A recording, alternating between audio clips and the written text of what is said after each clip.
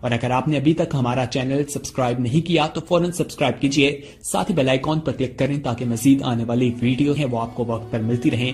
अल्हम्दुलिल्लाह रब्बिल आलमीन वस्सलातु वस्सलामु अला सय्यिदिल मुरसलीन अम्मा बाद फ़अऊज़ु बिल्लाहि मिनश शैतानिर रजीम बिस्मिल्लाहिर रहमानिर रहीम। पढ़िए अस्सलातु वस्सलामु अलैका या रसूल अल्लाह व अला आलिका व अस्हाबिका या हबीब अल्लाह। अस्सलातु वस्सलामु अलैका या नबी अल्लाह व अला आलिका व अस्हाबिका या नूर अल्लाह। दुरूद पाक पढ़ने के बेशुमार फजाइल व बरक़ात हैं। आज मैं आपको बड़ा ही यूं समझिए कि इश्क रसूल से भरा हुआ और सबक का आमोज़ वाक़या सुनाऊंगा। दो तीन बातें उसमें हमें एक ही वाक़े में सीखने को मिल जाएंगी। ये वाक़या अबू अब्दुल्ला अर्रसा रहमतुल्लाहि तआला ने अपनी किताब तोहफ़ा में तहरीर फरमाया। माजरा ये था कि एक शख्स जो था वो नबी पाक अलैहिस्सलातु वस्सलाम से बड़ी मोहब्बत करता था, इबादत गुजार भी था, नेक भी था और साबिर भी था, सब्र करने वाला भी था, गरीब भी था। एक दिन रात को उसकी आंख खुली तो उसने देखा कि बच्चे रो रहे हैं। बच्चों से पूछा, मेरे बच्चों क्यों रो रहे हो? तो बच्चों ने कहा कि खाना नहीं खाया है और हम भूखे हैं और भूख के मारे रो रहे हैं। यानी गुर्बत का ये आलम था कि वो रात घर वालों ने फाके में गुजारी थी। मगर इश्क रसूल का आलम देखें, अल्लाह पर भरोसे का आलम देखें कि उसने शिकवा शिकायत शुरू नहीं कर दी, बाहर निकलकर हाथ फैलाना शुरू नहीं किया। उसने अपने बच्चों से कहा कि मेरे बच्चों, ऐसा करते हैं, हम भूखे जरूर हैं, आओ मिलकर अपने आका और मौला जनाब रसूलुल्लाह सल्लल्लाहु अलैहि वसल्लम पर दुरूद पाक पढ़ते हैं।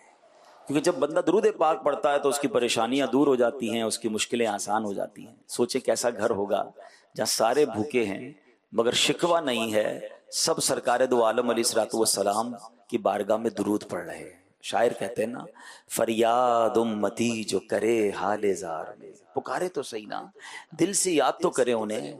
फरियाद उम्मती जो करे हाले जार में, मुमकिन नहीं कि खैरे बशर को खबर ना हो। वल्लाह वो सुन लेंगे, फरियाद को पहुंचेंगे। इतना भी तो हो कोई जो आह करे दिल से। दिल से पुकारा उन्होंने, दुरूद पढ़ते रहे। पढ़ते पढ़ते आंख लग गई, आंखें बद हुई मगर किस्मत जाग उठी। ख्वाब में सरकार दो आलम सल्लल्लाहु अलैहि वसल्लम की जियारत हुई और आका अलैहिस्सलातु वस्सलाम ने फरमाया कि फला फला शख्स के पास जाओ, उसको कहना कि जो तुम्हें अल्लाह ने माल दिया है उसमें से मेरी मदद करो, और सुनो हमारे नबी अलैहिस्सलाम ने तुम्हें सलाम कहा और फरमाया जो तुम्हारे लिए दुआ थी ना वो कबूल हो गई है। ये शख्स उठा और उठने के बाद जब उसने नाम पर गौर किया तो पता चला वो तो हमारे इलाके का बहुत मालदार शख्स है, मगर वो तो मुसलमान नहीं है, मजूसी है। मजूसी कहते हैं आग की पूजा करने वाले को, कहते वो तो आग के पुजारी है। मैं मेरे नबी अलैहिस्सलाम उसके पास क्यों भेजेंगे और अपना सलाम भी दे रहे हैं। टेंशन के, ऐसा हो नहीं सकता, लगता मैंने सही नहीं सुना। फिर सो गया। अब ख्वाब में फिर नबी पाक अलैहिस्सलाम तशरीफ लाए, दोबारा यही हुक्म दिया कि उसी के पास जाओ, मेरा सलाम भी देना, कहना तुम्हारे बारे में दुआ कबूल हो गई है और कहना अल्लाह ने जो माल दिया उसमें से मेरी मदद करो। अब उठने के बाद सोचने लगा कि रिवायतों में यही आता है कि जिसने सरकार दो आलम अलैहिस्सलाम को ख्वाब में देखा उसने प्यारे आका ही को ख्वाब में देखा। नबी पाक की शक्ल में शैतान नहीं आ सकता। तो अब ये चला गया उस मजूसी के पास। वो मजूसी अपने कारोबारी लोगों के साथ बैठा था, बहुत बड़ा उसका महल था, बड़ा बिजनेस था उसका। उसने जाकर कहा कि मुझे आपसे बात करनी है, कुछ पैगाम देना है। तो कहा कहो, का नहीं अकेले में देना है। वो अकेले में बैठ गया। कहा मैं मुसलमान हूं और हमारे आका हमारे नबी आखिरी नबी सल्लल्लाहु अलैहि वसल्लम ने आपको सलाम दिया है और फरमाया है कि तुम्हारे बारे में जो दुआ है वो कबूल हो गई है और मैं गरीब हूं, परेशान हूं। नबी पाक ने ये भी फरमाया कि आप मेरी मदद करेंगे। मजूसी कहता तुम मुझे जानते हो, मैं तो मुसलमान नहीं हूं, मैं तो तुम्हारे नबी को अपना नबी भी नहीं मानता हूं, मेरे बारे में ऐसा कैसे हो सकता है, मेरे बारे में कैसे ऐसे सलाम आ सकता है। तो वो कहता है मैंने ख्वाब में यही देखा है और मेरे आका अलैहिस्सलाम ने तुम्हारे बारे में ही फरमाया। अच्छा, वो मजूसी कहता है फिर चलो मेरे साथ। हाथ पकड़ा, अंदर कमरे में ले गए। کمرے میں جا کر کہتا ہے مجھے کلمہ پڑھاؤ، میں کلمہ پڑھ کر مسلمان ہوتا ہوں۔ کلمہ پڑھا، اشہد ان لا الہ الا اللہ وحدہ لا شریک لہ واشہد ان محمدا عبدہ ورسولہ۔ پھر اس نے کیا کیا، اپنے بچوں کو بلایا، اپنی بیٹی اور اپنے بیٹے کو بلایا، کہتا ہے دیکھو میں مسلمان ہو گیا ہوں، اگر تم کلمہ پڑھتے ہو تو ٹھیک ہے ورنہ تمہارا میرا رشتہ ختم۔ بچے کہتے ہیں بابا جان آپ مسلمان ہو گئے تو ٹھیک ہے، پھر ہم بھی مسلمان ہوتے، کلمہ پڑھ کے بچے مسلمان ہو گئے۔ اب وہ نیچے اترا، کاروباری لوگ بیٹھے تھے، سب کو کہتا ہے سنو میں مسلمان ہو گیا ہوں، تم میں سے جو مسلمان ہوتا ہے اس کا میرا جو بھی لین دین ہے میری طرف سے معاف۔ اگر مسلمان نہیں ہوتے ہو، اسلام نہیں لاتے تو جو میرے پیسے دینے دے دو، لینے لے لو، آج سے تمہارا میرا کاروبار ختم۔ اچھا وہ جو بندہ پیغام لایا وہ حیران پریشان، کہتے مجھے تو بتائیں معاملہ کیا ہے، میں تو صرف سلام پہنچایا، آپ بھی مسلمان، بچے بھی ہو گئے، آپ کے دوست بھی مسلمان۔ اچھا اس وقت اس بڑے مجمع بھی کئی لوگوں نے کلمہ پڑھ لیا جو تاجران تھے۔ وہ کہتا ہے میں تمہیں ماجرا سناتا ہوں، بات کیا ہے؟ کہتا بات یہ ہے کہ جو میرے بیٹا اور بیٹی سے تمہاری ملاقات ہوئی نا، جو بھی مسلمان ہوئے ہیں، ہم مجوسی تھے اور مجوسیوں کے مذہب میں بیٹے اور بیٹی کی شادی یعنی بھائی بہن کی شادی ہو سکتی ہے۔ میں نے پچھلے ہی ہفتے اپنے بیٹے اور بیٹی کی شادی بڑی دھوم دھام سے کی، پورے شہر کو بلایا، طرح طرح کے کھانے پکائے۔ جب شادی سے فارغ ہوا اور اپنے کمرے میں لیٹا تو مجھے اپنے گھر کے برابر کے گھر سے رونے کی آواز آئی۔ میں نے کان لگایا تو بات یہ ہو رہی تھی کہ بچیاں اپنی ماں سے کہہ رہی کہ امی ہم آل رسول ہیں، مسلمانوں کے نبی کی اولاد سے ہیں، ہمارے پڑوسی نے ہمارے ساتھ اچھا نہیں کیا، پورے شہر کو بلایا، ہمیں نہیں بلایا، ہم آج بھوکے ہیں، اس کے گھر میں طرح طرح کے کھانے بنے، اس کے کھانے کی خوشبو ہمیں تنگ کرتی رہی مگر اس نے ہمیں کھانا نہیں بھجایا، ہمارے پڑوسی نے اچھا نہیں کیا ہمارے ساتھ۔ وہ کہتا ہے میں بے قرار ہو گیا کہ میرے پڑوس میں بچیاں بھوکی ہیں اور میں نے پورے شہر کو کھانا کھلایا، ٹھیک ہے میں مسلمان نہیں مگر یہ مسلمانوں کے نبی کی اولاد سے ہیں۔ اس نے طرح طرح کے کھانے پیک کروائے، کچھ تحفے اور لیے اور ان کے گھر پر پہنچا دیے۔ پھر آ کر اپنے کمرے میں بیٹھ گیا اور اب کان لگایا کہ اب کیا بات ہو رہی ہے۔ تو والدہ کہتی دیکھو پڑوسی نے کھانا بھی بھجا دیا ہے، تحفے بھی بھجوائے ہیں، اب چلو کھانا کھا لو۔ تو بیٹیاں کہتی امی جان ہم کیسے کھانا کھا لیں، یہ تو مسلمان نہیں ہے، غیر مسلم کے گھر سے کھانا ہم کیسے کھا سکتے ہیں؟ تو ایک بہن کہتی باجی کیوں نہ ہم اس پڑوسی کو اچھی اچھی دعائیں دیں۔ اب ان سب بچیوں نے ہاتھ اٹھائے اور دعا کی کہ یا اللہ ہمارے پڑوسی کو ایمان کی دولت نصیب فرما، یا اللہ اگر یہ ایمان لے آئے تو قیامت کے دن ہمارے نانا جان کی سے شفاعت بھی نصیب فرما۔ یہ دعائیں کرتے رہی اور میں سنتا رہا۔ مجوسی کہتا ہے میں سوچتا رہا کہ یہ کیسے ممکن ہے، مگر آج تم یہ پیغام لے کر آئے ہو، تمہارے نبی نے مجھے سلام بھی دیا اور یہ پیغام بھی دیا کہ دعا قبول ہو گئی، تو میں سمجھ گیا ان بچیوں کی دعا لگ گئی ہے۔ اب میں سمجھ گیا کہ اسلام حق ہے، اس لیے میں نے کلمہ پڑھ لیا، میں مسلمان ہو گیا۔ سنو ہمارے یہاں بیٹے بیٹی کی شادی ہوتی ہے مگر اسلام میں نہیں ہوتی ہے۔ اس نے بیٹے اور بیٹی کے درمیان جدائی کر دی اور کہا کہ میں نے 50% اپنی جو وہ تھی جائیداد تھی اپنے بچوں کے نام پہ کی تھی، 50% میرے پاس باقی ہے، اب یہ 50% جائیداد میں تمہارے نام کرتا ہوں، جاؤ اور اپنی زندگی عیش سے گزارو۔ اب وہ دیوانہ جس کے گھر میں رات فاقہ تھا اس نے کسی کے آگے ہاتھ نہیں پھیلایا، اس نے پیارے آقا علیہ الصلوۃ والسلام کو یاد کیا، درود پاک کی کثرت کی، اگلے دن وہ امیر و کبیر ہو گیا، اس کی مشکل آسان ہو گئی۔ اور پھر سیکھنے کو کیا ملا کہ آل رسول کی خدمت کی تو اللہ نے اس مجوسی کو ایمان بھی عطا کر دیا، اور سبحان اللہ اللہ کی رحمت سے امید ہے نبی پاک کی شفاعت بھی اسے نصیب ہو جائے گی۔ پیارے اسلامی بھائیوں ہم بھی پریشانیوں میں آ جاتے ہیں، زندگی میں ہمیں بھی مشکلیں آ جاتی ہیں، بعض اوقات پیسوں کی کمی، بعض اوقات کاروبار کی مشکل، بعض اوقات فیملی پرابلم۔ کسی سے بات نہ کیا کریں، کسی کے آگے ہمیں ذکر نہیں کرنا، کچھ چھوٹی چھوٹی باتوں پر لوگوں سے مانگنے نکل پڑتے ہیں، خودداری یہ نہیں ہے۔ اللہ سے دعا کیا کرو کہ یا اللہ ساری زندگی دینے والا بنانا، کبھی مانگنے والا نہ بنانا، اور کبھی نوبت آ جائے نا تو کسی کے آگے ہاتھ نہیں پھیلانا ہے۔ شاعر کہتے ہیں نا کسی کا احسان کیوں اٹھائیں، کسی کو حالات کیوں بتائیں، تمہیں سے مانگے یہ تم ہی دو گے، تمہارا ہی لو لگی ہے. زندگی کا یہ اصول بنا. مشکل ہے اللہ کی بارگاہ میں عرض کریں, نبی پاک علیہ الصلوۃ والسلام کی بارگاہ میں فریاد کریں, انشاءاللہ وہاں سے کرم ہوگا, نگاہ رحمت ہوگی. ہمارا یہی تو پرابلم ہے, ہم دنیا والوں سے کہتے ہیں اللہ کی بارگاہ میں عرض نہیں کرتے ہیں. اور سچی بات بتاؤں, یہ بھی ایک تجربے کی بات آپ کو بتا دیتا ہوں, شاید آپ کو کام آئے. دنیا والوں کو جو اپنا درد بتاتے ہیں نا, اپنی مشکل بتاتے ہیں, اپنی پریشانی بتاتے ہیں, سب نہیں مگر اکثر آپ کا پیچھے سے مزے لیتے ہیں. ہاں, لوگوں سے بات کرتے ہیں, آئے تھا میرے پاس, اس کا یہ پرابلم ہے, مجھ سے مانگنے آیا تھا, دیتے کوئی نہیں ہے, مگر پیچھے ہماری درد کی ہنسی اڑاتے ہیں, ہمارے پرابلم کو انجوائے کرتے ہیں, لوگوں کو بتاتے ہیں اس کا یہ پرابلم ہے, اس کا یہ مسئلہ تھا, آیا تھا میرے پاس. کیوں بتائیں کسی کو بھائی؟ کیا خوبصورت شعر ہے نا نعت کا. دنیا والے تو درد دیتے ہیں, دنیا والے تو زخم دیتے ہیں, زخمی دل کی دوا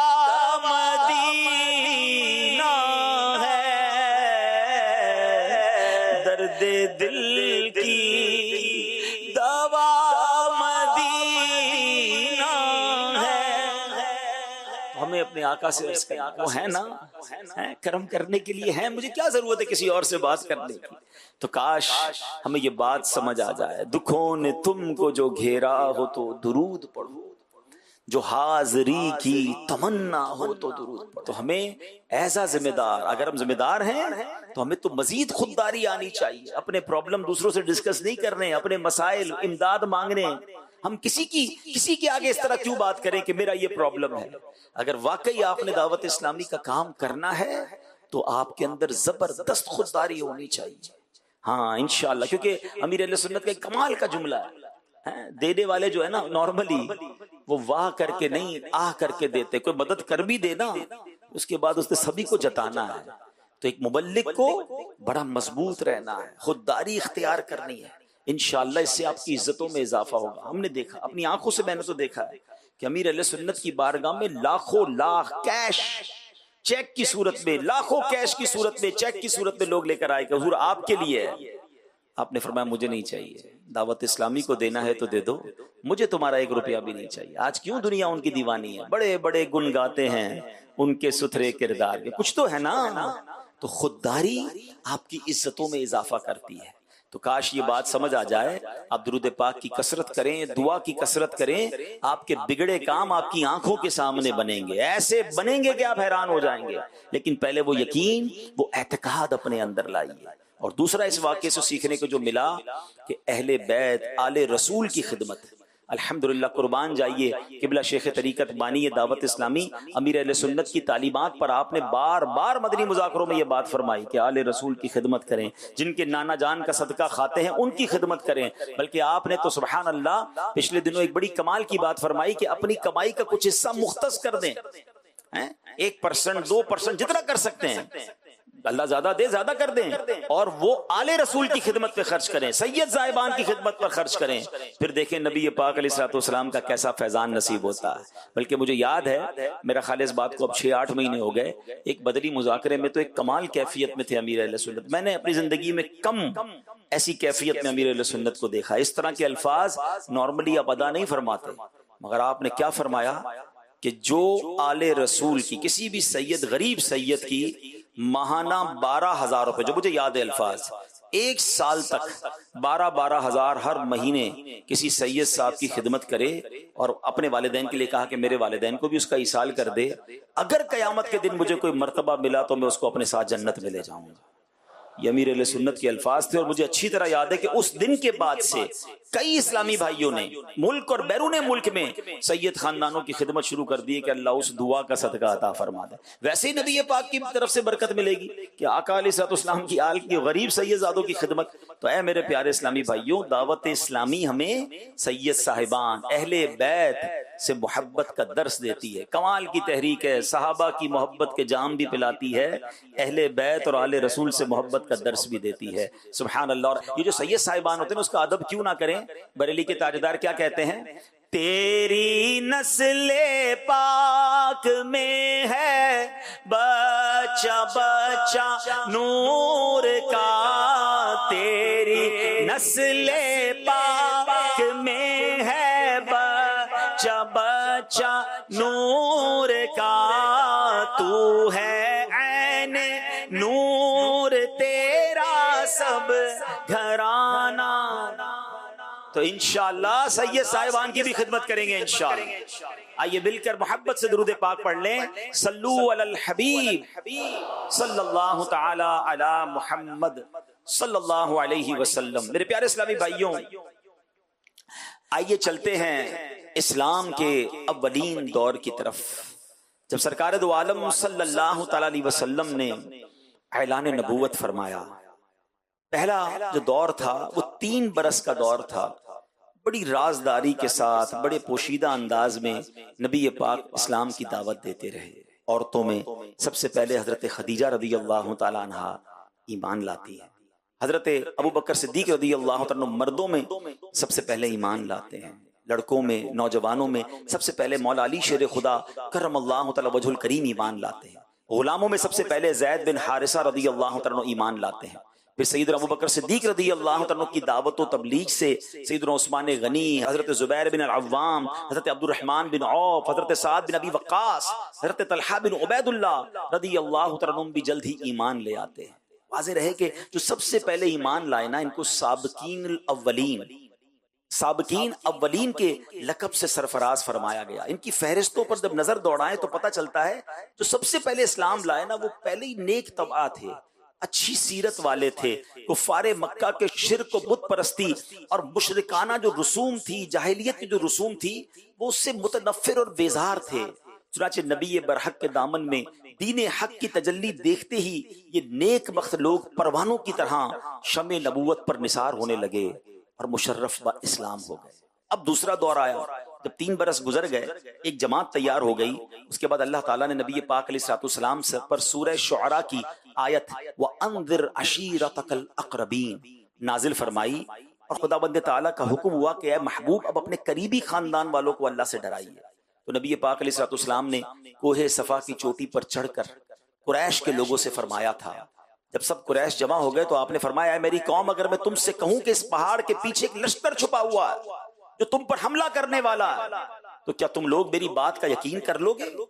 سب نے یک زبان ہو کر کہا کہ ہاں ہاں, آپ علیہ الصلوۃ والسلام کی ہر بات کا یقین کریں گے, کیونکہ ہم نے آپ کو ہمیشہ سچا اور امین پایا ہے. اب یہاں تک میں رکتا ہوں, آپ سے بات کرنا چاہتا ہوں. نبی پاک نے 40 سال مکے کے لوگوں میں زندگی گزاری. 3 سال اعلان نبوت کے بعد, یعنی 43 ایئرز انہوں نے پیارے آقا کو دیکھا تھا. ایمان والے نہیں تھے, مگر نبی پاک کے بارے میں کیا کہا کہ ہم نے آپ کو سچا اور امین پایا ہے, صادق اور امین پایا ہے. نبی پاک نے کردار ایسا پیش کیا کہ لوگ آپ کو سچا اور امین مانتے تھے. میں ہم سب ایک دوسرے کے بارے میں غور کریں, اپنے بارے میں غور کریں. مجھے مدنی چینل کے ناظرین سے بھی میرا یہ سوال ہے, میرے آقا کی سچائی اور امانت کا غیر مسلم بھی اقرار کریں. میں بھی تو ان کا امتی ہوں, میری سچائی اور امانت داری کا کیا مسلمان اقرار کرتے ہیں؟ ابھی غیر مسلموں کو چھوڑ دیں, میرے خاندان والے اقرار کرتے ہیں, میرے پڑوسی اقرار کرتے ہیں, مجھ سے کاروبار کرنے والے اقرار کرتے ہیں. غور کریں کتنا فرق ہے. کہلاتے ہم ان کے امتی ہیں, مگر آج مسلمان کا حال یہ ہو گیا کہ کام کرتے ہوئے ڈر لگتا ہے, یار پتہ نہیں پیسے دوں کہ نہ دوں, سچ بول رہا ہے یا جھوٹ بول رہا ہے, یہ جو وعدہ کر رہا ہے یہ پورا کرے گا کہ نہیں. اپنے بارے میں غور کریں کہ اگر میرے بارے میں کوئی یہ سوچتا ہے مجھ سے کاروبار کرنے کے لیے, یا مجھ سے میرا وعدہ مان نہیں رہا, مجھ سے ڈر رہا ہے, اس کو مجھ پر یقین نہیں آ رہا ہے, پھر میں کیسا امتی ہوں؟ اللہ اکبر. میرے آقا کی امانت داری کا عالم یہ تھا. آپ کو یاد ہوگا کہ نبی پاک علیہ الصلوۃ والسلام نے جب مکے سے مدینے ہجرت فرمائی تھی تو اس وقت مولا علی شیر خدا کرم اللہ تعالی وجہ الکریم کو اپنے بستر پر سلا کر کیا فرمایا تھا کہ اے علی صبح کو مکے والوں کی امانتیں واپس دے کر تم بھی مدینے آ جانا. طویل واقعہ ہے مگر یہاں جو ایک مدنی پھول سیکھنے کو ملا کہ اس وقت بھی جان لینے آئے تھے نبی پاک کی مگر امانتیں بھی پیارے آقا کے پاس ہی رکھوا رہے ہیں. سمجھ رہے بات کو کہ جو ایمان نہیں لا رہے مگر ان کو یہ پتا تھا کہ یہ امانت دار ہے. اللہ اکبر. میں کیسا ہوں اور پھر اگر میں دعوت اسلامی کا ذمہ دار بھی ہوں, میں ایک مذہبی حلیے والا بھی ہوں, میرے چہرے پہ داڑھی بھی ہے, میرے سر پر امامہ بھی ہے, میرے ساتھ کوئی تنظیمی ذمہ داری کا ٹیگ بھی ہے, پھر میری امانت داری کا عالم کیا ہونا چاہیے, پھر میری سچائی کا عالم کیا ہونا چاہیے. اور کیجئے جس نے یہ مذہبی حلیہ اپنایا نا اس کی ذمہ داری اور بڑھ جاتی ہے کیونکہ اس کی غلطی پر لوگ یہ کہتے ہیں کہ دیکھو داڑھی والے نے, امامے والے نے, دین کا نام لینے والے نے کیا کیا. آپ صرف اپنے آپ سے ناراض نہیں کرتے کسی کو, پھر لوگ مذہب اور دین اور سنیت سے ناراض ہو سکتے ہیں. خدا را میرے پیارے اسلامی بھائی, امین اور صادق نبی کے امتی ہیں تو ہمارے اندر بھی یہ اوصاف ہونے چاہیے. مگر ایسے پیارے آقا جب فرما رہے ہیں اپنے ہی خاندان والوں کو, یہ وہ لوگ تھے جو آپ کی سچائی اور امانت داری کا دنیا بھر میں ان کا ڈنکا تھا, اقرار تھا. مگر جب یہ پاک نے فرمایا بتاؤ میں کہوں کہ اس پہاڑ کے پیچھے ایک لشکر ہے, میری بات کا یقین کر لو, کہتے ہیں ہم یقین کر لیں گے, آپ سچے ہیں, امین ہیں. اب نبی پاک نے اللہ کی طرف بلایا. آپ نے فرمایا کہ اگر میں تم لوگوں کو عذاب الہی سے ڈرا رہا ہوں, اگر تم لوگ ایمان نہ لاؤ گے تو عذاب الہی اتر پڑے گا, اللہ پر ایمان لے آؤ. یہ سن کر خاندان والے, کلوز ریلیٹیوز, وہ نبی پاک سے ناراض ہونے لگے. پیارے آقا کا چچا, اب ہوتے بتائیں نا چچا سے کتنا پیار ہوتا ہے, کتنا کلوزنس ہوتی ہے. ابو لہب چچا تھا, سخت ناراض ہو گیا, آل فال بکنے لگا اور سب لوگ چلے گئے. نبی پاک کی شان میں گستاخیاں کی, بات نہ مانی. اور اب وہ تیسرا دور آیا جب اللہ نے ارشاد فرمایا فاصدع بما تؤمر. اب یہ جب آیت نازل ہو گئی کہ فرمایا اے نبی آپ کو جو حکم دیا گیا اب علل اعلان, اعلان فرمائیے. ایک گریجولی یعنی پہلے خاموشی کے ساتھ, پھر اپنے قریبی خاندان والوں کو. تیسرا دور کیا تھا کہ اب اللہ کی طرف بلائیے, علل اعلان. اللہ اکبر. اب نبی پاک علل اعلان اللہ کی طرف بلانے لگے. شرک کے خلاف بات کی, بت پرستی کے خلاف بات کی, معبود لانے باطلا جھوٹے خداؤں کے خلاف بات کی, اللہ کی طرف بلایا, آخرت سے ڈرایا. اب تو اپنے پرائے ہو گئے, اب تو اپنے دشمن ہو گئے. ایسی اب نبی پاک اور ان کے ساتھیوں پر, کیونکہ چند ہی ساتھی تھے, جس طرح ظلم و ستم کی آندھیاں آئیں, یقین کریں آج بھی پڑھیں, 1450 سال کم و بیش ہو گئے, آج بھی رونگٹے کھڑے ہو جاتے ہیں. عقل حیران ہو جاتی کہ وہ جذبہ کیسا تھا نبی پاک علیہ الصلوۃ والسلام اور آپ کے صحابہ کا. ہر ظلم و ستم سہتے گئے. ذرا چند باتیں سنیں تو صحیح.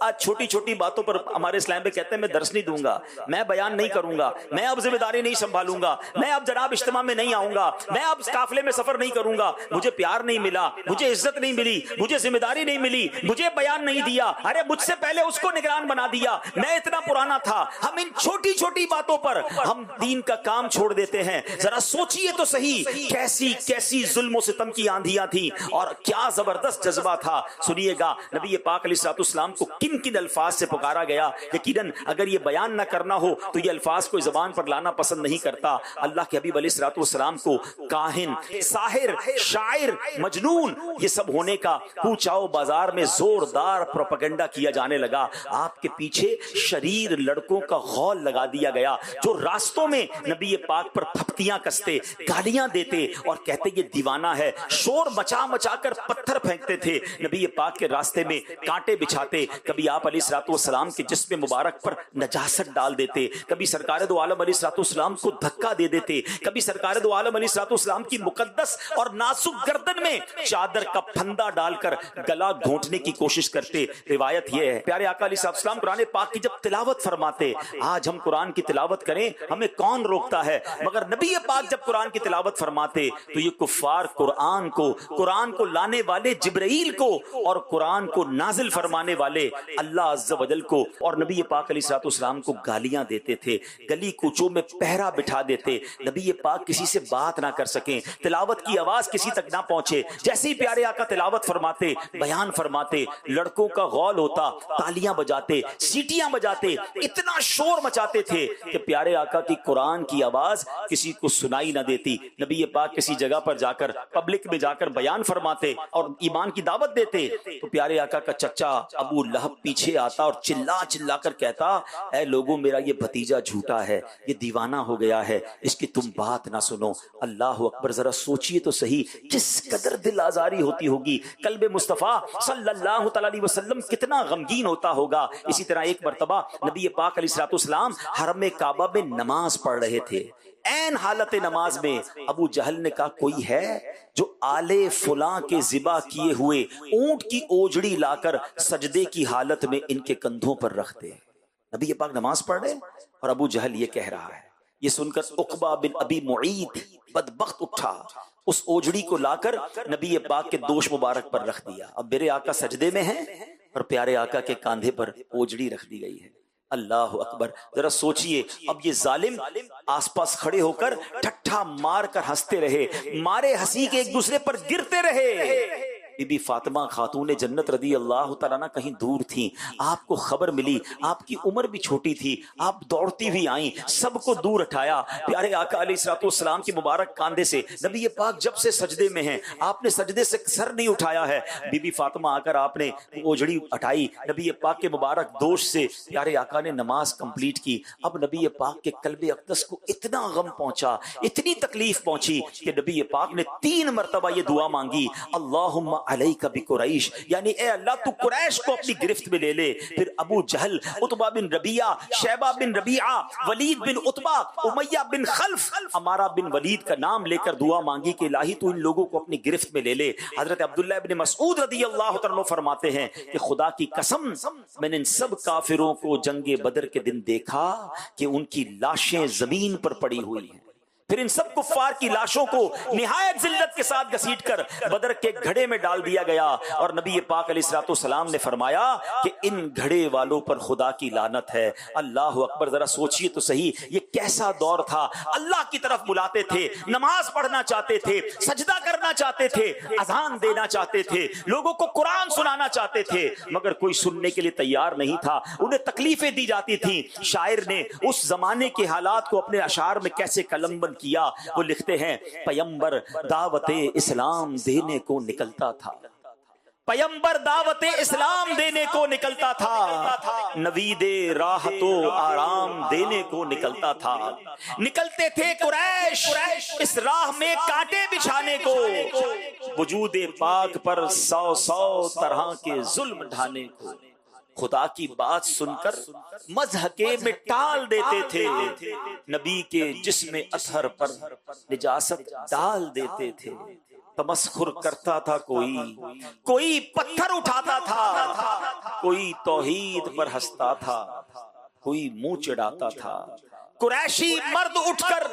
راہ میں آوازیں کستے تھے، یہ ناپاکی کے چھرے 4 جانب سے برستے تھے، کلام حق کو سن کر کوئی کہتا تھا شاعر ہے، کوئی کہتا تھا کاہن ہے، کوئی کہتا تھا ساحر ہے، مگر وہ منبع علم و حیا خاموش رہتا تھا، مگر وہ منبع علم و حیا خاموش رہتا تھا، دعائے خیر کرتا تھا، جفا و ظلم سہتا تھا۔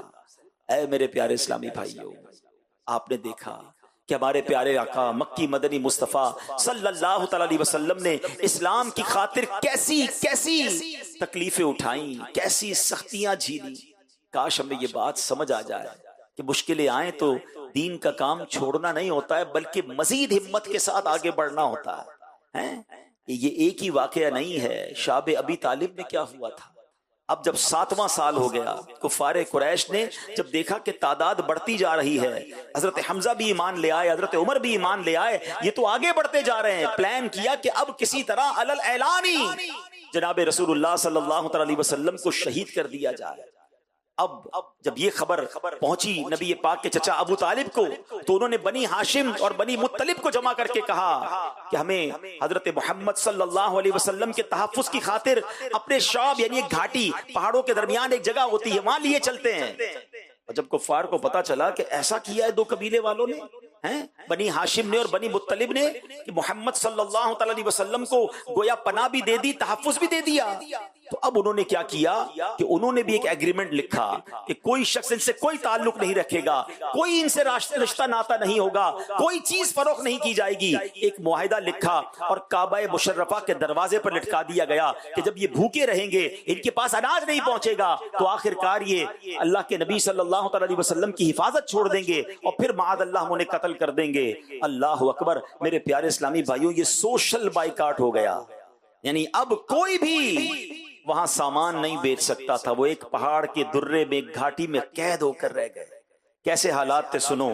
شاعر کہتے ہیں بڑی سختی سے کرتے تھے قریش اس گھر کی نگرانی, بڑی سختی سے کرتے تھے قریش اس گھر کی نگرانی, نہ آنے دیتے تھے غلہ ادھر تا حد امکانی.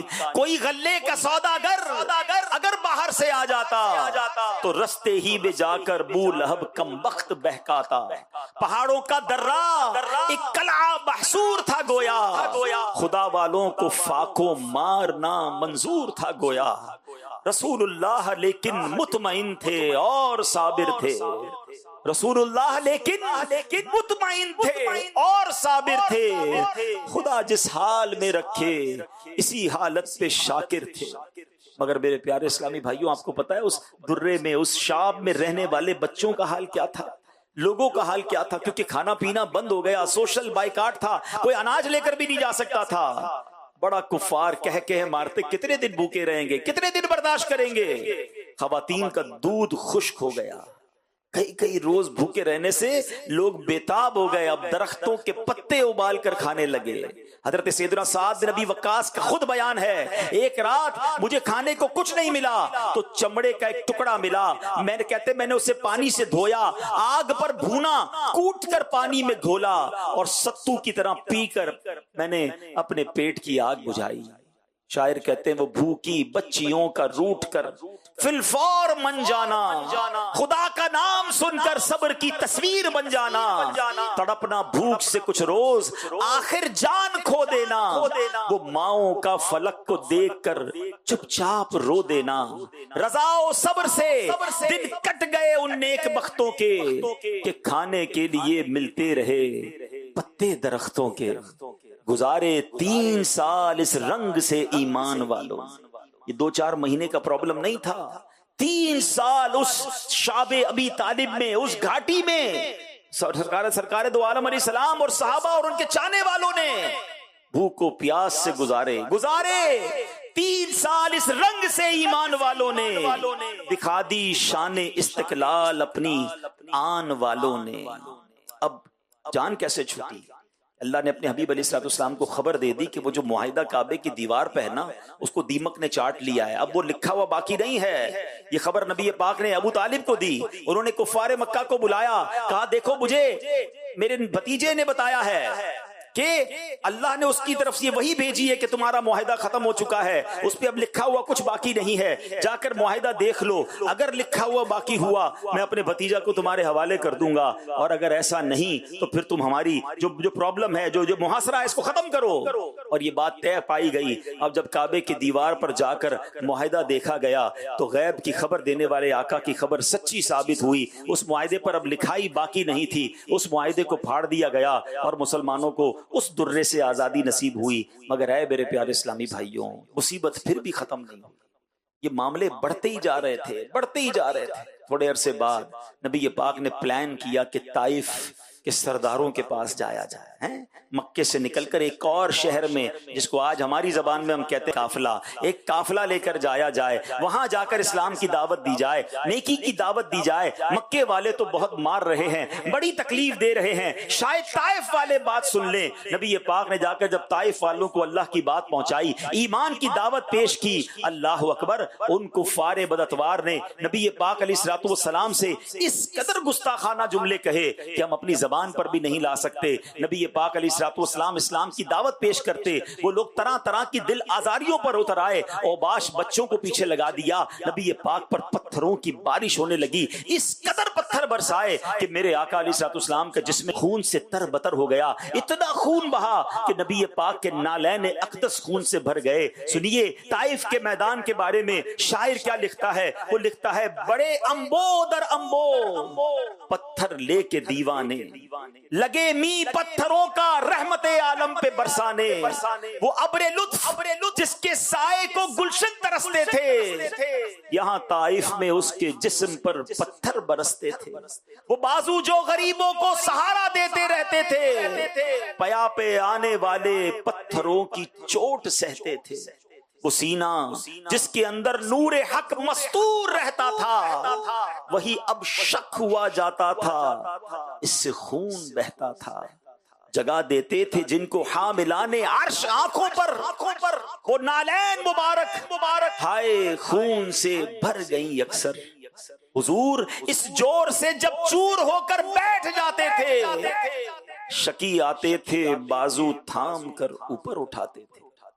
آپ کو پتا ہے حضرت جبریل علیہ الصلوۃ والسلام ملک الجبال یعنی پہاڑوں کے فرشتے کو لے کر نبی پاک کی بارگاہ میں حاضر ہوئے. ملک الجبال نے آپ علیہ الصلوۃ والسلام سے عرض کیا, حضور آپ فرمائیں تو دونوں پہاڑوں کو الٹ کر, دونوں پہاڑوں کو ان کفار پر الٹ کر انہیں تہس نہس کر دوں گا. نبی پاک علیہ الصلوۃ والسلام نے فرمایا, میں اللہ پاک کی ذات سے پر امید ہوں, یہ لوگ ایمان نہیں لاتے تو ان کی اولاد میں ایسے لوگ پیدا ہوں گے جو اللہ عز و جل کی عبادت کریں گے. آپ تو رحمت للعالمین ہیں نا. اگر یہ لوگ آج اسلام پر ایمان نہیں لاتے, خدائے پاک کے دامان وحدت میں نہیں آتے, مگر نسلیں ضرور ان کی اسے پہچان جائیں گی. درے توحید پر ایک روز آ کر سر جھکائیں. اے میرے پیارے اسلامی بھائی, کون کون سی داستان سناؤں؟ حضرت بلال کا مکے کی تپتی ریت پر لیٹنا سناؤں, یا حضرت خباب کا جلتے ہوئے کوئلوں پر لٹانا سناؤں کہ آپ کے کمر سے چربی پگلتی ہے اور کوئلے بجھ جایا کرتے ہیں. اور حضرت عمر جب وہ پیٹھ دیکھتے ہیں تو آنسو بہاتے ہیں کہ اے خباب وہ پیٹھ دکھاؤ جو اسلام کی خاطر جلائی گئی.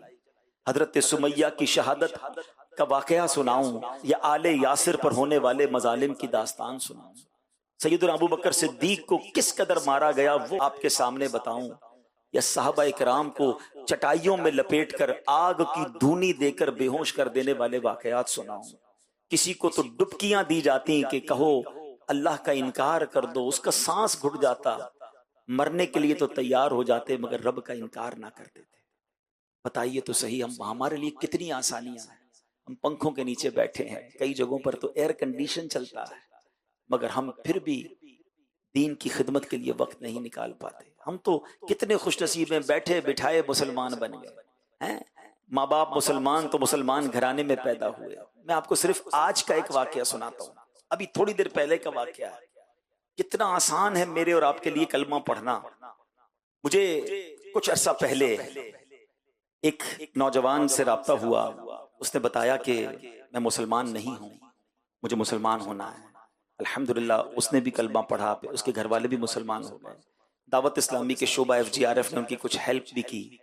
مگر کل مدنی مذاکرے کے دوران مجھے میسج آتا ہے کہ میں ایک ایسی کیفیت میں آ گیا ہوں کہ میں پھر سے غیر مسلم ہو گیا ہوں.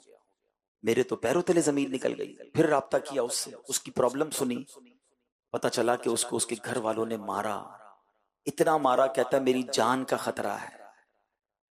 پھر اس نے کچھ کوشش ہمارے اسلامی بھائیوں نے کی, وہ مسلمان ہو گئے. تھوڑی دیر پہلے بیان کے لیے میں بیٹھا تو اس کا میسج آیا, الحمدللہ میری زوجہ بھی مسلمان ہو گئی, لیکن اب بھی ہماری جان کو خطرہ ہے. بہت مشکل ہے ہمارے لیے, اپنے ایمان کا اظہار نہیں کر پائیں گے.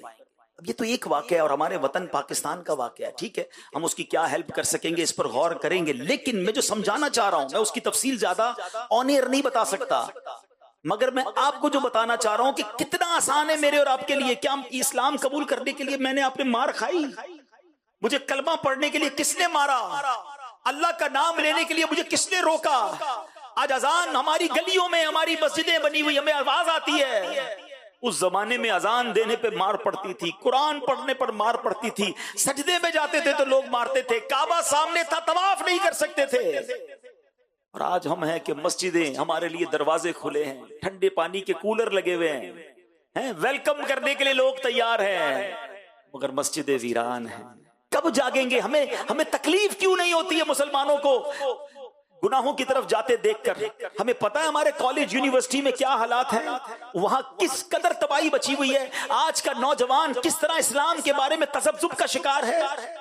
میں آپ کو پچھلے کچھ دنوں پرانی بات میں پرسوں شکارپور گیا تھا، ایک اسٹوڈنٹ سے میری ملاقات اب ہوئی تو الحمدللہ بڑی خوشی ہوئی، مگر اس سے کچھ مہینوں پہلے جب میں شکارپور گیا تو اس اسٹوڈنٹ سے میری ملاقات ہوئی تھی، وہ مجھے پہچان گیا، میرے پاس آیا، مجھے آ کے کہتا ہے کہ میں دعوت اسلامی کے کچھ بیانات سنتا ہوں، مگر جب سے میں اس یونیورسٹی میں آیا ہوں اب مجھے عجیب عجیب وسوسے آ رہے ہیں، اسلام کے بارے میں وسوسے آ رہے ہیں، اللہ کے بارے میں وسوسے آ رہے ہیں۔ اور کہتا ہے ابھی بھائی آپ کو یونیورسٹی کی حالات ہی نہیں پتا، کیا کیا باتیں ہو رہی ہیں اسٹوڈنٹ کے درمیان، ہمارے وطن پاکستان کی یونیورسٹی کی بات کر رہا ہوں میں آپ کو۔ اللہ کا شکر ہوا میں نے دعوت اسلامی کے ایک ذمہ دار کو بلایا، ان کو کنیکٹ کیا، کچھ میں بھی ان سے رابطے میں رہا، الحمدللہ ابھی میں شکارپور گیا، فیضان مدینہ میں وہ اجتماع میں آئے اور 12 دن کے مدنی قافلے میں بھی سفر کے لیے تیار ہو گیا۔ لیکن ایک اسلامی بھائی پر نا ایسے کتنے ہزاروں ہمارے اسلامی بھائی اسلامی بہنیں ہوں گی جو دین سے ہی اب جناب کنفیوز پھر رہے ہیں، اور ہم اپنی موج میں ہیں۔ ہمیں تو اب بہت کام کرنا ہے، کہتے ہیں نا کہ جتنی تیزی سے سیلاب آتا ہے اتنا خطرناک، اتنا مضبوط بند باندھنا پڑے گا، اتنا زیادہ ہمیں کوشش کرنی پڑے گی۔ اب گناہوں کا سیلاب تو تھا ہی، اب تو لا دینیت کا سیلاب ہے، اب تو معاذ اللہ اسلام کے خلاف سازشیں ہو رہی ہیں، ہماری جو جڑ بنیاد ہے اس پر حملے ہو رہے ہیں، ختم نبوت جیسے عقیدے کو متزلزل کرنے کی کوشش کی جا رہی ہے۔ اللہ سلامت رکھے ہمارے پیر و مرشد کو کہ جب ایسے فتنے آتے ہیں تو دعوت اسلامی اس کے سامنے ایک سیسا پلائی ہوئی دیوار بنتی ہے۔ ٹھیک ہے، دعوت اسلامی کا ایک اپنا طریقہ ہے، اس کا ایک اپنا انداز ہے، ایک اپنی حکمت عملی ہے، ہر بات کا جواب ضروری نہیں ہوتا کہ ایک ہی انداز سے دیا جائے۔ اللہ اکبر، جب صحابہ کرام کے بارے میں عجیب و غریب باتیں پھیلانا شروع کر دی، پیر و مرشد نے، امیر اہل سنت نے کیا کمال کا ایک نعرہ دے دیا کہ اگر وہ نعرہ ہی بچے کی زبان پر چلا جائے تو ان کے ذہنوں سے، آنے والی نسلوں کے ذہنوں سے تصور نکل جائے گا کہ کبھی کسی صحابی کے بارے میں کوئی مائنس بات سنی نہیں جا سکتی۔ کیسا نعرہ دیا؟ ہر صحابی نبی، ہر صحابی نبی، بس یہ آخری کہتا نا فائنل کر دیا کہ ہر جو بھی نبی پاک کا صحابی ہے وہ ہمارے سر کا تاج ہے۔ ارے وہ کتنی مشہور حدیث پاک ہے، الصحابی کالنجوم فبأیہم اقتدیتم اہتدیتم، میرے صحابہ ستاروں کی مانند ہیں، ان میں سے جن کی بھی اقتدا کرو گے تمہارا بیڑا پار ہو جائے گا، تم ہدایت پا جاؤ گے۔ تو کیسے صحابہ کے بارے میں ہم سوچ سکتے ہیں؟ صحابہ سے پیار، اہل بیت سے پیار، اور انشاءاللہ اپنا بیڑا پار ہے۔ اچھا پھر جناب ختم نبوت پر بات کریں، عقیدہ ختم نبوت پر سازشیں ہونا شروع ہوئیں، عجیب باتیں کرنا لوگ شروع ہو گئے۔ سبحان اللہ، دعوت اسلامی نے ہر سال الحمدللہ یوم تحفظ عقیدہ ختم نبوت تو منایا جاتا ہے، لیکن اس کے ساتھ ایک بڑی حکمت عملی کے ساتھ بڑا پیارا نعرہ دیا، اور یہ نعرہ بھی آج دعوت اسلامی کے مدرسوں میں، دعوت اسلامی کے اسکولوں میں، اور اب مدنی چینل کے ذریعے دنیا بھر کے بچے کی زبان پر جاری ہے۔ آپ بھی اپنے گھر میں اپنے بچوں کو یہ نعرہ سکھائیں اور بار بار لگائیں، تاکہ کہتے نا ہماری گٹی میں یہ بات شامل ہو جائے، محمد مصطفیٰ، محمد مصطفیٰ سب سے، عقیدہ سب صحابہ کا، عقیدہ اہل بیت کا، عقیدہ ہے عطار کا، سب سے آخری نبی۔ تو یہ وہ کام ہے دعوت اسلامی کے، اور یہ تمام باتیں ہمیں برانگیختہ کریں، ہمیں اور جوش دلائیں کہ اگر یہ لا دینی قوتیں، اگر یہ نبی پاک اور صحابہ کے خلاف بات کرنے والے اپنا کام کر رہے ہیں، یہ غیر مسلم کرنے والی قوتیں ہمارے وطن میں بھی کام کر رہی ہیں، تو پھر ہمارا جوش ایمانی بھی بڑھنا چاہیے، ہمیں بھی آگے بڑھنا چاہیے، ہمیں بھی اپنے اوقات کار میں یہ وقت لانا چاہیے کہ ہم دعوت اسلامی کا بھرپور کام کریں۔ آئیے میں آپ کو کچھ دعوت اسلامی میں پاکستان سے نکال کر بیرون ملک لیے چلتا ہوں۔ اللہ اکبر، جب پاکستان میں اتنے چیلنجز ہیں، جب پاکستان میں اس قدر برائیاں ہیں جس کے خلاف ہم سب نے مل کر کام کرنا ہے، تو ذرا سوچیں کہ بیرون ملک میں کیا حال ہوگا، ہمارے مسلمان بھائی بہنوں بچوں کا، آنے والی نسلوں کا کیا حال ہوگا۔ سبحان اللہ، دعوت اسلامی کے بیرون ملک کی صرف میں ایک جھلک آپ کو بتاتا ہوں۔ آپ کو اندازہ ہے پاکستان میں کسی اچھے مہنگے علاقے میں ایک مسجد मस्जिद अगर आप बनाने जाएं, एक मदरसतुल मदीना या जामियतुल मदीना बनाने जाएं, तो वो करोड़ रुपए की इमारत आती है, करोड़ रुपए का खर्च हो जाता है। अब जरा सोचिए, बैरून मुल्क में जहां डॉलर्स, जहां पाउंड्स, जहां यूरो चलते हो, जहां साउथ अफ्रीकन रैंड चलते हो और या हांगकांग डॉलर चलते हो, वहां एक इमारत बनाना, एक मरकज बनाना और उसको फिर चलाना, उसके अखराजात और उसके लिए कितनी रिसोर्सेज की जरूरत होगी, कितने अफराद की हाजत होगी। दावत इस्लामी की डाइवर्सिटी, दावत इस्लामी की सिर्फ स्ट्रेंथ को समझिएगा। जैसे मैंने बयान के शुरू में कहा था, एक शहर कराची के सिर्फ जिम्मेदारान इतने हैं कि जिधर तक निगाह जा रही है आशिकाने रसूल मौजूद हैं, तो पाकिस्तान भर के जिम्मेदारान की तादाद क्या होगी। और मैंने शुरू में कहा कि ये सारे कराची के जिम्मेदारान नहीं, जितने आ सके वो आए होंगे। आओ मैं आपको बताऊं बैरून मुल्क में दावत इस्लामी के मराकिज और सेंटर्स कितने हैं, सुनते जाइए और बावाज़े बुलंद सुभान अल्लाह भी कहते जाइए। सिर्फ बांग्लादेश के अंदर दावत इस्लामी के 129 मराकिज मौजूद हैं। यूके के अंदर दावत इस्लामी के 103 मराकिज मौजूद हैं।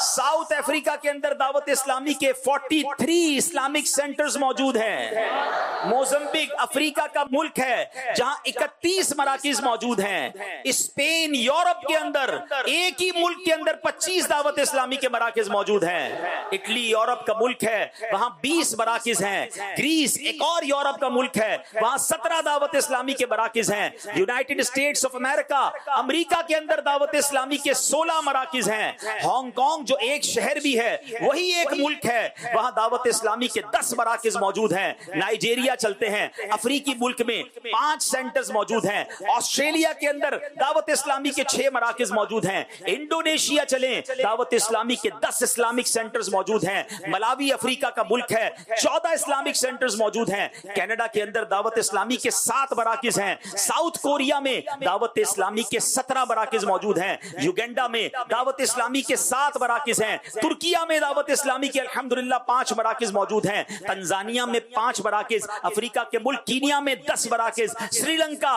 में 8 मराकिज हैं और नेपाल के अंदर दावत इस्लामी के 17 इस्लामिक सेंटर्स मौजूद हैं।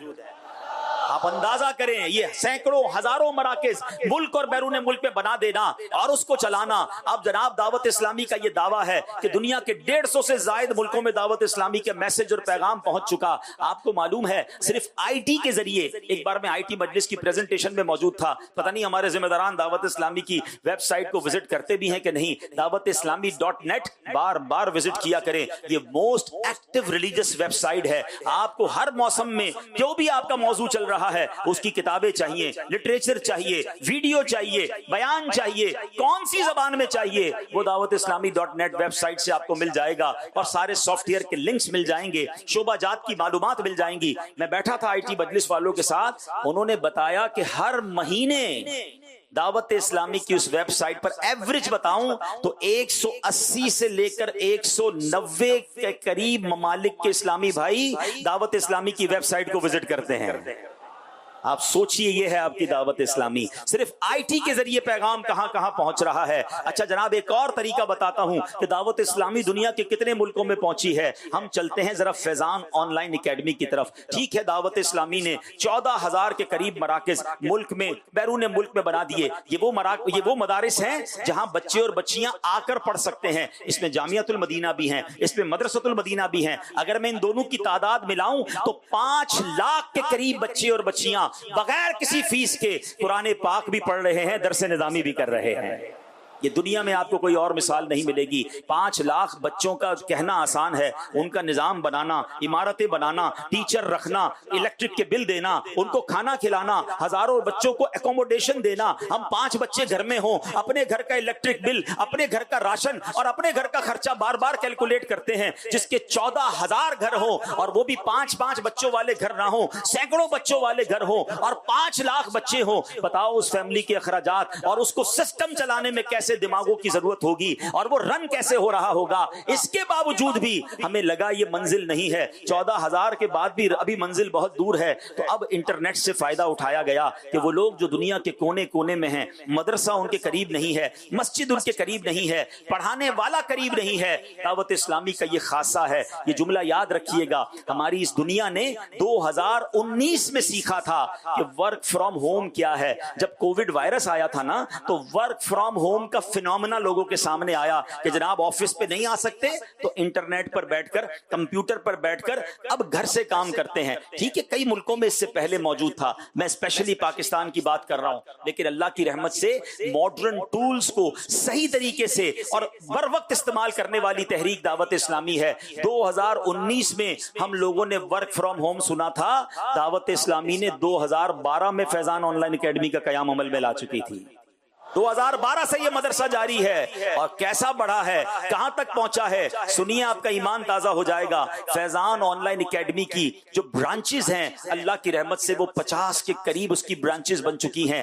95 کے قریب ملکوں میں, ہم جو کہتے ہیں نا کہ جناب 150 سے زائد ملکوں میں, ارے 95 ملکوں میں تو ہم آن لائن ویسے ہی پڑھا رہے ہیں, ہمارے اسٹوڈنٹس وہاں موجود ہیں. 95 ملکوں میں آن لائن درجے جاری ہیں اور الحمدللہ 24,715 کے قریب اسٹوڈنٹ آن لائن اس پہ علم دین حاصل کر رہے ہیں. پہلے قرآن کے درجے شروع کیے, ناظرہ قرآن پڑھایا, ڈیمانڈ آئی کہ ناظرہ تو پڑھ لیا ہم نے, اب ہمیں حفظ قرآن کرنا ہے, حفظ قرآن کی کلاس شروع کر دی. پھر پیغام آیا جناب اب درس نظامی کے بڑے فضائل سنے ہیں, ہمیں درس نظامی کرنا ہے. درس نظامی آن لائن شروع کر دیا, عربی لینگویج کورس شروع کر دیا, فرض علوم کورس شروع کر دیا. ارے اتنے کورس کہ 40 کے قریب کورسز الحمدللہ فیضان آن لائن اکیڈمی نے شروع کیے اور دنیا بھر کے لوگ ایک بہت نامنل فیس دے کر اس سے فیضیاب ہو رہے ہیں. تو اے میرے پیارے اسلامی بھائیوں, سب سے پہلے ایک پیغام لے کر جانا ہے. آج کے تربیتی اجتماع سے حوصلے پست نہیں ہونے دینے.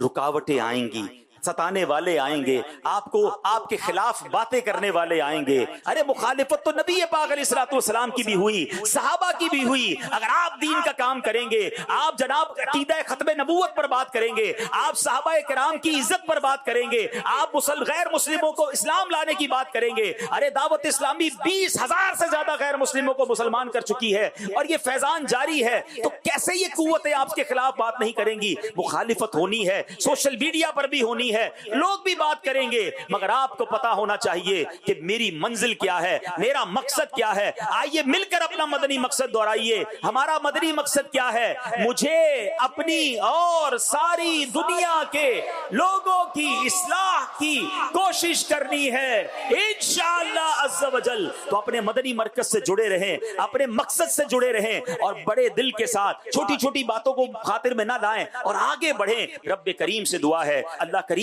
ہم سب کو دعوت اسلامی کے مدنی ماحول پر استقامت عطا فرمائے, اپنے شہر میں بھی, اپنے ملک میں بھی, بلکہ دنیا بھر میں جا کر دین متین کی خدمت کرنے کی توفیق عطا فرمائے. آمین بجاہ النبی الامین صلی اللہ تعالی علیہ وسلم. صلو علی الحبیب.